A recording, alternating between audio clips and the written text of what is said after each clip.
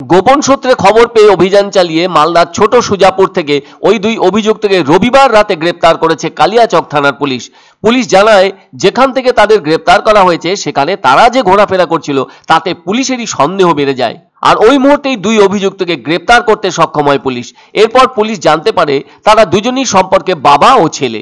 এদিকে তাদের কাছ থেকে উদ্ধার হয়েছে বন্দুক ও কার্তুজ। তাদের নাম আজিম শেখ এবং জাক্কার আলী। এদের বাড়ি সুজাপুর এলাকায়। ধৃতদের কাছ থেকে উদ্ধার হয়েছে একটি 7mm পিস্তল, 3টি পাইপ গান এবং 3টি কার্তুজ। সোমবার তাদের মালদা জেলা আদালতে তোলা হয়। তবে এই চক্রে আর কারা জড়িত আছে সেসব জানতে পুলিশ কিন্তু তদন্ত শুরু করেছে। অনেকে বলে থাকেন উত্তরবঙ্গের মধ্যে মালদা হলো বন্দুক ও কার্তুজের অন্যতম আঁতুড়ঘর।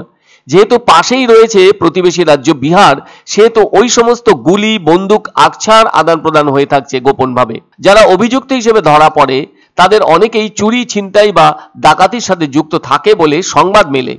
এই চলতি বছরেই নানাভাবে এক মালদা জেলার ভেতর থেকেই অনেক সংখ্যায় বিভিন্ন ধরনের বন্দুক, কার্তুজ উদ্ধার হয়েছে। আবার সেই সাথে বেশ কিছু অভিযুক্তও ধরা পড়েছে।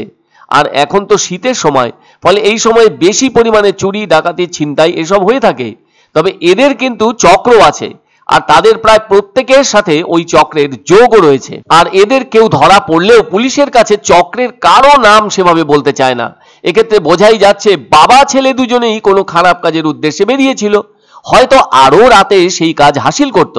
তার আগে ধরা পড়ে যাওয়ায় তাদের লক্ষ্য পূরণ হয়নি বলে অনুমান পুলিশের। তবে এদেরকে ভালোভাবে জিজ্ঞাসাবাদ করলেই পুলিশ বুঝতে সক্ষম হবে তাদের কাছে থাকা বন্দুক, গুলি কোথা থেকে আনা হয়েছে, নতুবা কে তাদের সরবরাহ করেছে।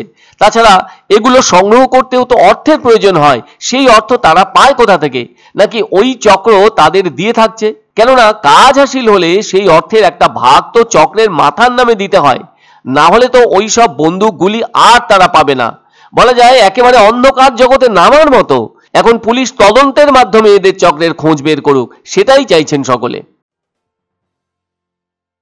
পছন্দসই সেরা খাবার খেতে হলে সোজা চলে আসুন রুচিসম্মত আধুনিক মানের রেস্টুরেন্ট রাজদরবারে। কেননা এখানেই আপনারা পাবেন ভোজনের রাজকীয় অনুভূতি। শুধু পুজোর সময়ই নয়, সারা বছরই রকমারি খাবার সরবরাহ করাই এই রেস্টুরেন্টের আভিজাত্য। আমাদের ঠিকানা রাজদরবার, রাহুতবাড়ি, বাবুপাড়া, জলপাইগুড়ি। ধামাকা ধামাকা ধামাকা!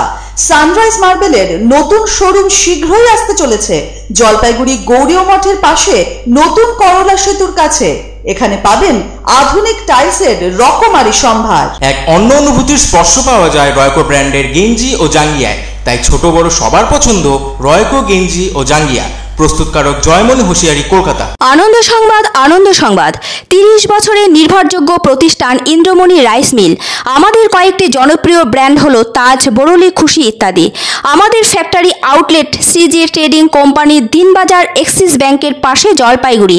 এখানে সুলভ মূল্যে গুণগত মানের সব ধরনের চাল পাওয়া যায়। Phone number 9547029475।